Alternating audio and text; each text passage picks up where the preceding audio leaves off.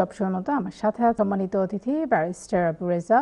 তো আমরা বিরতিতে যাওয়ার আগে দর্শকদের কল নিচ্ছিলাম, চলে যাচ্ছি দর্শকদের কাছে। কে আছেন এই মুহূর্তে আমাদের সাথে? হ্যালো হ্যালো হ্যালো, আসসালামু আলাইকুম। ওয়ালাইকুম সালাম। আচ্ছা, আমি একটা আমার মেয়ের লাগি অ্যাপ্লাই করছিলাম তো জি, কেটা অ্যাপ্লাই করছিল একটু ডিটেইলস কইবা দর্শক। রায় দিয়া এখন মাত্র দিছে 5 মাসের দিছে। কোন ক্যাটাগরিতে অ্যাপ্লাই করছিল? আমি তো করলাম পার্মানেন্ট আমার মেয়ের লাগি। জি জি, 1,72,000 দিছি আর কি ফিসও লেখা জিও পার্মানেন্ট ভিসা। এখন দিছে মাত্র 5 মাসের ভিসা, কার্ডরও জিও দিছে না। একটা কিটা করা যায়? আপনি কোথায়? আমি ঠিক আপনার কথা বুঝলাম না। আপনাকে যে তার আপনার বাচ্চাকে যে ভিসা দিয়েছে তারা কি বলেছে? তাকে কি বলেছে যে এখানে আসার পরে আপনি কি আপনি কি ব্রিটিশ নাকি আপনি? জি, আমি ব্রিটিশ। হ্যাঁ, তারপরে আপনার আপনার আপনার মেয়ের বয়স কত? মেয়ের বয়স এখন 18 হয়ে গেছে। আমি 17 করছিলাম। ওকে, তারপরে এখন দিছে 5 মাসের ভিসা। হ্যাঁ, 5 মাসের ভিসা এই জন্য দিয়েছে যে তার বয়স বোধ 18। এখন আপনাকে ফার্দার অ্যাপ্লিকেশন করতে হবে। আচ্ছা, জি, বুঝেনি। এখন দিছে ডাক্তারও জয়েন করাইতাম পারিয়া না, কোনো কানো জয়েন করাইতাম। আবার আপনাকে তাকে একটা নতুন করে আপনার ভিসা বাড়াতে হবে, নতুন অ্যাপ্লিকেশনে আপনাকে এক্সটেনশন করাতে হবে। আচ্ছা, ঠিক আছে। জি। আপনার মেয়ে কবে আসছে এদেশে? জি, আপনার মেয়ে কবে আসলো এদেশে? মেয়ে আইছে ফেব্রুয়ারির 13 তারিখ। জি। আর ভিসা দিছে জানুয়ারির 11 তারিখ। জি। আপনার মেয়ের বয়স 18 কবে হবে? 18 হয়ে গেছে ডিসেম্বরের 8 তারিখ, গত ডিসেম্বর। জি। আমার ধারণা তাকে সংক্ষিপ্ত ভিসা এই জন্য দিয়েছে যে তার বয়স হয়ে গেছে 18-র উপরে। এখন তাকে আবার আপনাকে এক্সটেনশন করাতে হবে। এক্সটেনশনের সময় একটা ইস্যু দাঁড়াবে, যেহেতু সে এখন অ্যাডাল্ট, এবং আমার মতে এইখানে আপনার একটু লিগ্যাল অ্যাডভাইস নেওয়া দরকার। কারণ যেহেতু আপনার বাচ্চা এখন 18-র উপরে হয়ে গেছে, সে এখন আর আপনার ডিপেন্ডেন্ট চাইল্ড নয়। তো সেই জন্য তাকে আপনি এখনো সে আপনার ফ্যামিলির ভিতরে আছে এটা দেখায় আপনাকে অ্যাপ্লাই করতে হবে, এবং আপনাকে হিউম্যান রাইটসের আন্ডারে একটা খুব কঠিন একটা সাবমিশন দিতে হবে। আচ্ছা, থ্যাংক ইউ কলার, আশা করি বুঝতে পেরেছেন। নেক্সট কলার কাছে যাচ্ছি। হ্যালো। জি, হ্যালো, আসসালামু আলাইকুম। ওয়ালাইকুম সালাম। জি, আপা আমি একটি কোয়েশ্চেন করতে পারি? জি, হোক দর্শক। আমরা কোয়েশ্চেন হচ্ছে, I came in this country 2003 and I was claimed as asylum, and I've got a indefinite leave to remain on 2010 December. But after a few years later, I have applied for the naturalization anyway, but my application has been refused, and they said you did not start complying with the NES law. So I want to know, so if I do apply again, so what's going to happen? I think what I believe, and you haven't explained it to me properly. There is a 10-year check for naturalization, 10-year background check. So if in the last 10 years you've been here over a stay, or if you have breached any condition of your stay, then they will refuse your application. This is a part of the good character. So you have to have 10-year clean history from the date of the application. And normally when they refuse, sometimes the refusal letter they actually explain when you will be eligible for reapplication. So I think you need to check from when you have started having clean history. Do you understand? Do you follow what I'm saying? Yes, I understand. Right. They said they wrote a letter and they have mentioned I can reapply on 2028. Yeah, so which means that your clean history is starting from 2010. Yeah, because so I didn't have any status. Yeah, if you Before I look got at the indefinite leave to remain, I didn't have any status. Yeah, so that is the reason why you have to go for that 10-year check. If you look at the naturalization good character check, you'll find there is a section about people not being here legally or people violating immigration rules. So you have unfortunately been caught by that provision. So you have to have 10-year clean history, and inshallah in 2020, unless something happens in between now and then, you will qualify. Okay? So I can apply on 2020. You can only apply when you have 10-year clean history. What does it mean, the clean history? Clean history means you have got nothing in the last 10 years where you are here either as an overstayer or you have done something in breach of immigration rules, or whether or not you have done something which was against the compliance. So they must have the record that at some point during the last 10 years, you are not here legally, or you must have done something which you are not supposed to do. I'm sure they have explained it in their letter. Yes, so I can apply in 2020. So next year I can apply. Hopefully, yeah, inshallah. So inshallah, I'm sorry to bother you. So inshallah, I'm getting naturalization next year, isn't it? First of all, naturalization is not an automatic right. So even if you qualify, even if you are a millionaire, if the Secretary of State wants to refuse, he can refuse it. And if he refuses it, very little you can do. Don't forget about the history of this Fayad family.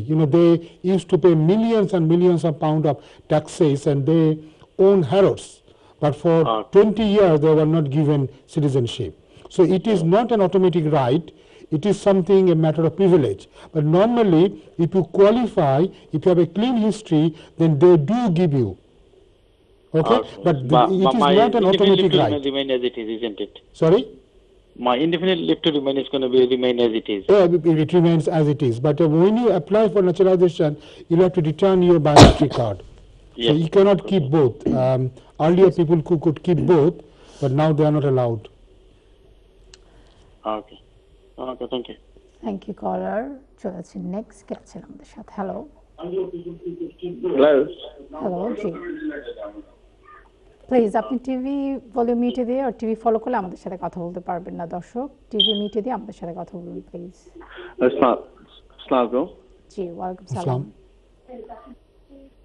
আপনি TV off করে দেন।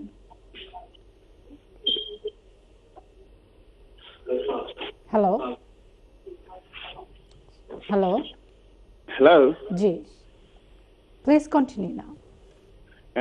আমি জানতে চাইছিলাম যে আমি British citizen লাগে apply করতাম national লাগিয়া। একটু জোরে বলতে হবে। একটা ড্রাইভিং অফিস আছে CD10, মানে নরমাল একটা অফিস আছে, এগুলো 4 বছর হয়ে গেছে, আমি ওখানে অ্যাপ্লাই করতে পারবো না। আমি 2015 করছিলাম, তখন আমার 2000। আপনি কি হয়েছিল, মানে আপনি কি শাস্তি পাইছিলেন সেটার জন্য? কোর্টে গেছিলাম, খালি তারা কইছে তুমি আবার ড্রাইভিং নয়া অ্যাপ্লাই করিয়া পাস করিলাও, আর CD10 অফেন্স দিছে, আর 500 পাউন্ড ফাইন আসলো। আমার ধারণা যেহেতু 4 বছর হয়ে গেছে, আপনার ওটা স্পেন্ড হয়ে গেছে, এখন আপনি রিমুভ হয়ে গেছে, আবার ড্রাইভিং লাইসেন্স থেকে অলরেডি।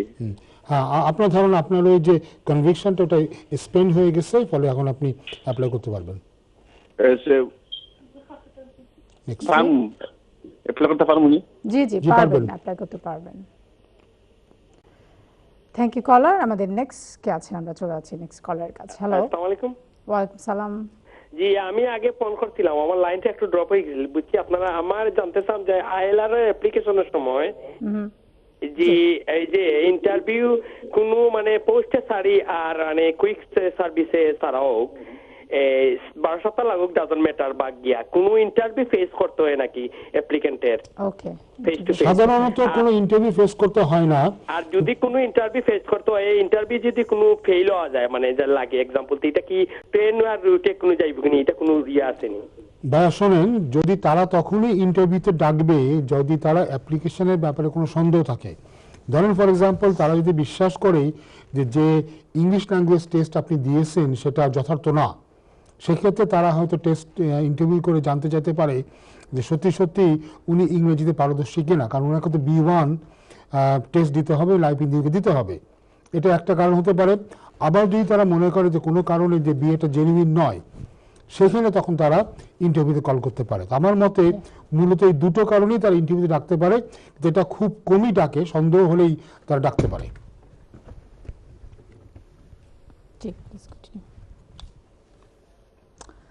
থ্যাংক ইউ কলার, আমাদের সাথে থাকার জন্য। নেক্সট কলার কাছে যাচ্ছে। হ্যালো হ্যালো, আসসালামু আলাইকুম। জি ওয়ালাইকুম সালাম।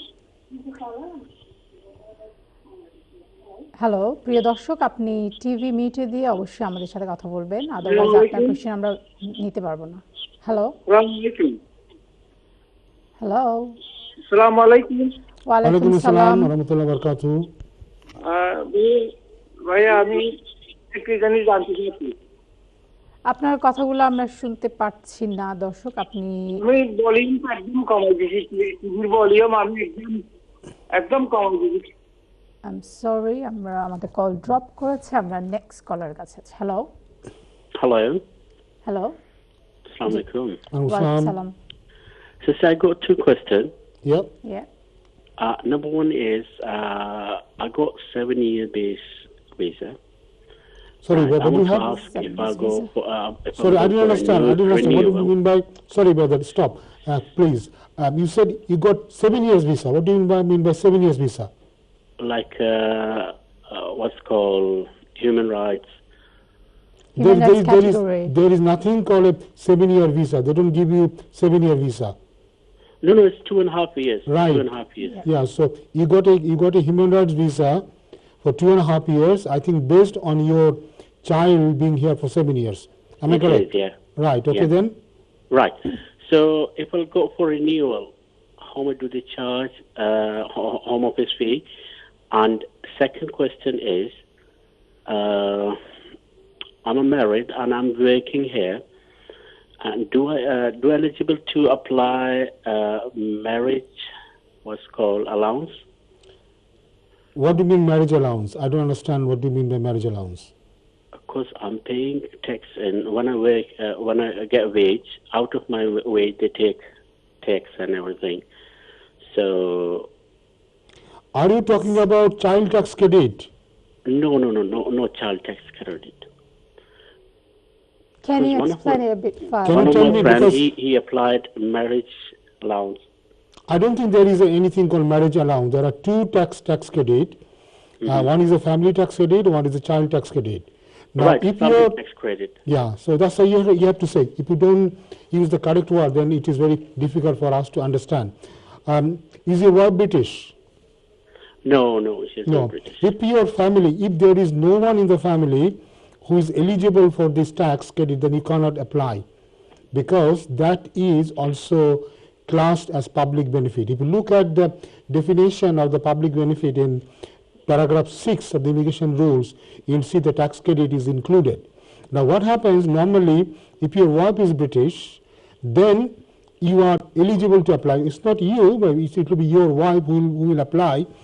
But because the tax credit is given to the family, that's why even if you get the benefit indirectly, then that is not a problem. But because no one in the family is British or settled here, you are not eligible to apply for this tax credit. Thank you Raju ভাই। প্রিয় দর্শক, আমরা আসলে অনুষ্ঠানের শেষের দিকে চলে এসেছি। তো যাওয়ার আগে রাজু ভাই, আমার দর্শকদের উদ্দেশ্যে যদি আপনি কিছু বলেন। দর্শক যেটা হবে যে আমরা আগামী সপ্তাহে যখন আমরা ফিরবো, আমরা বোধহয় ফিরছি না, আগামী সপ্তাহে বোধহয় মিস্টার MQ হাসান উনি বোধহয় অনুষ্ঠানটা করবেন। আমরা ফিরবো 23 তারিখে। 23 তারিখের ভিতরে কিন্তু অনেক পরিবর্তন হয়ে যাবে। পার্লামেন্টে তিনটা ভোট হবে ব্রেক্সিটের উপরে। তো 23 তারিখে আমরা জানবো 29 তারিখে আমরা বেরিয়ে আসছি কি আসছি না। তো অবশ্যই ব্রেক্সিটের নিয়ে আমরা অনেক কথা বলবো, এবং সেই হিসাবে যে নতুন যে স্টেটমেন্ট অফ চেঞ্জ যেটা কথা বলছিলাম, যে টিয়ার 1-এর যে পরিবর্তন, যে আমরা নতুন যে ভিসা আসছে, start up visa, innovator visa, এটি নিয়ে বিস্তারিত আমরা কথা বলবো আশা করছি। সবাইকে আবার স্বাধীনতার মাসের শুভেচ্ছা রইল। আশা করি আপনারা সবাই বাংলাদেশের জন্য দোয়া করবেন, এবং সবাই যেন আমরা বাংলাদেশের জন্য কিছু না কিছু করে যেতে পারি, এটাই যেন আমাদের জীবনের ব্রত হয়ে দাঁড়ায়। অনেক ধন্যবাদ রাজু ভাই, আপনার মূল্যবান সময় দিয়েছেন এনটিভিকে, আমাদেরকে। আশা করি ভবিষ্যতে দিবেন এভাবে। তো প্রিয় দর্শক, আবার এনটিভি থেকে আমি বিদায় নিচ্ছি। আপনারা যদি আইন ও অধিকার অনুষ্ঠানটি দেখে কিছুটা উপকৃত হন তাহলে আসলে এই স্যাটারডেতে দুপুর 12:30 আমাদের এই প্রোগ্রামটি সাকসেসফুল হবে। তো যাবার আগে আমি আমার এনটিভি টিমকে ধন্যবাদ জানাচ্ছি। তাদের উইদাউট দেয়ার সাপোর্ট আমার পক্ষে সম্ভব হতো না কন্টিনিউ করা। তো সবাইকে অনেক অনেক ধন্যবাদ এবং শুভেচ্ছা। আবারও আমাদের আইন ও অধিকার অনুষ্ঠান দেখা আমন্ত্রণ রইল। সবার কাছ থেকে বিদায় নিচ্ছি। আমি সামিয়া ফেরদৌস। আল্লাহ হাফেজ।